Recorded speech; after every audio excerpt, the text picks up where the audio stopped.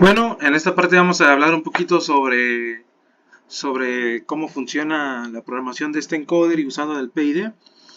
Eh, la verdad es que es bastante sencillo.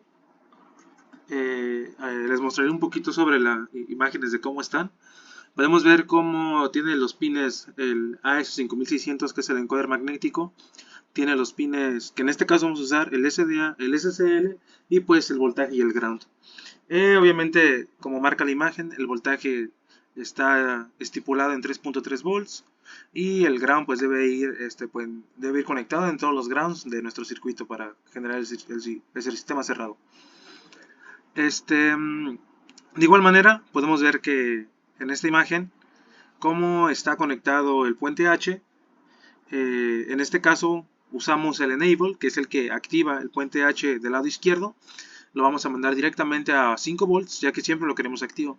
Obviamente se puede hacer el control mediante programación, pero decidí hacerlo de esta manera. Después tenemos el input 1 y el input 2, que sirven para manejar la dirección del motor, que en este caso van a estar asociados a los pines que veremos a continuación en el código.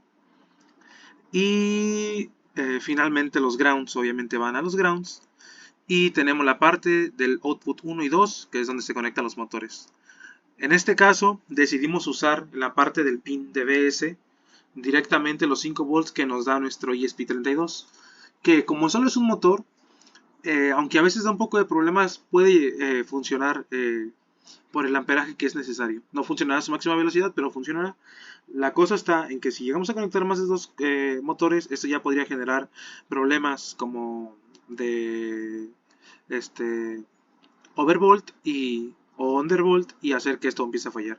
Entonces, en este caso sí lo hacemos, pero normalmente en el BS se conecta una batería externa. Y esto también se hace, pues porque es un microcontrolador del puente H. Si fuera el caso, el modelo más grande, que tiene el MOSFET incluido, entonces ahí es donde deberíamos tener una batería externa obligatoriamente. Avanzando un poco en el código, podemos ver que se incluye la librería del encoder, que es el AS5600, y la librería del wire. No sé si lo mencioné, pero esta librería lo único que hace es hacer la comunicación mediante el protocolo I2C, que en este caso para hacer esa comunicación se usa el SDA y el SCL. En el ESP32 se encuentran en los pines 21 y 22, el SDA en el 21 y el SCL en el 22. Y solo hay que hacer llamado de la librería para que y hacer el wire begin, que se puede ver un poco más abajo, para que esto empiece a funcionar. Podemos ver que tenemos diferentes funciones. Tenemos la de last time, que nos va a servir para el funcionamiento del PID, tomando en cuenta el valor anterior. Luego tenemos el valor de la posición, que es el que nos va a dar nuestra posición actual. Nuestra posición actual. Luego tenemos el valor de initial position, que nos va a servir para saber cuál es nuestro valor inicial o nuestra posición inicial, y con esa posición basarnos en cuál es la posición 0. Después tenemos el PID en 0, obviamente, y aquí tenemos a las constantes que van a ir cambiando el uso del PID. Tenemos acá P en 2, acá I en 1 y acá D en 2. Como ya sabrán, es necesario la modificación de estas variables con respecto a qué tanto quieres que le hagan caso y qué tanto te funciona a ti. En este caso están implementadas específicamente para nuestro robot. Bueno, para nuestro motor. Luego tenemos aquí la variable del error, la del error anterior y la que almacena todos los errores anteriores. Finalmente tenemos en otra variable la de velocidad, que almacena pues, la velocidad que va a tener con respecto al PWM. Y ya por último tenemos el position set, que como indica aquí en el comentario, nos ayuda a saber que la posición inicial ya ha sido establecida y por tanto empezar a hacer unas funciones que tenemos abajo. Aquí solo hacemos el llamado del modelo del AS5600 y el encoder. Después aquí hacemos uso del serial, en este caso 11.52.00, pues porque es el ESP32, normalmente se maneja así. Hacemos el while begin para activar el I2C del SDA SSL, y aquí activamos el clockwise del encoder y lo inicializamos. Tenemos aquí, este de aquí, perdón, no lo dije. Esto obviamente sirve para la dirección, y aquí, como lo dice, para el clockwise. Luego aquí tenemos los pines que van del input 1 y el input 2 de nuestro puente H, que es el 16 y el 17. Y aquí es donde empieza la parte del loop. Lo primero que hacemos es usar la variable de posición para llamar este comando, que es el que acumula la posición que se tiene actualmente. Y después es necesario saber que la posición inicial para que tenemos la posición inicial, y si esto es mentira, o sea que no tenemos todavía ninguna posición inicial, entonces lo que hace es tomar el valor inicial y lo convierte en la posición del set, y entonces lo cambia a true. Esto, en pocas palabras, solo sirve la primera vez que lo corres. Mientras no haya una posición inicial, no lo va a hacer. Cuando ya existe una posición inicial, entonces ya va a empezar a tomar este balón y va a tener que esa es su posición de arranque. Esta función de aquí lo único que hace es empezar a calcular el error cuando nos pasemos en el valor de la posición de este rango de aquí.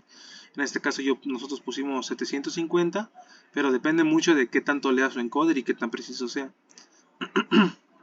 En este caso lo tomamos como valor absoluto porque queremos que lo tome como en el rango de la posición, tanto en negativo como positivo. Así hacemos que si está en 700 en positivo, regrese menos 700, y si está en menos 700, regrese pero en negativo. Eso nos sirve para evitar hacer dos funciones.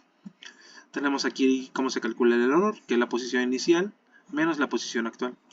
Y si no, si esto no es verdad, entonces sabemos que el error es 0.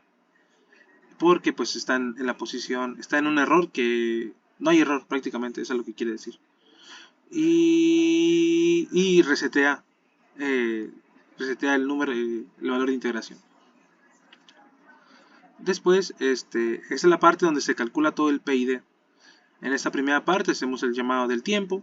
Después actualizamos esta función de aquí para evitar cálculos excesivos. Hacemos que se haga durante cada 10 milisegundos, porque así evitamos que se calculen muchísimos más datos de más, que a 10 milisegundos la verdad sigue funcionando bastante bien. Después hacemos que esta función llamada delta time sea igual a la función, a la resta del tiempo actual con el tiempo anterior. Y aquí simplemente hacemos el llamado del PID, que en este caso nuestro P se calcula con el error, nuestra D se calcula con el error entre el error anterior entre delta time, y nuestra I se calcula entre el error por delta time, y se va a ir sumando y se va a ir almacenando en el número de iteraciones que vayamos haciendo. Después, para evitar algún posible sobre datos, aquí en este caso, como se dice window, a lo que hace referencia es que exista una suma de errores que sea muy alta. Lo único que hacemos es que el valor de i vaya de menos 10.000 a 10.000. Finalmente calculamos la velocidad con los valores de p, como se hace en el PID, es p por kp más i por ki más d por kd. Y limitamos la velocidad de nuestra variable en menos 100 y 155. Así hacemos que funcione un poquito mejor. Después el error anterior es igual al error, y el tiempo anterior es igual al nuevo tiempo. Eso se hace para que vaya tomando el tiempo durante los diferentes ciclos. Finalmente, lo único que hacemos es hacer el control de la velocidad que va a tener el motor, que en este caso, mientras la velocidad sea menor a 0, entonces va a ir agarrando el valor que tenemos aquí de velocidad y se lo va a ir poniendo aquí o aquí.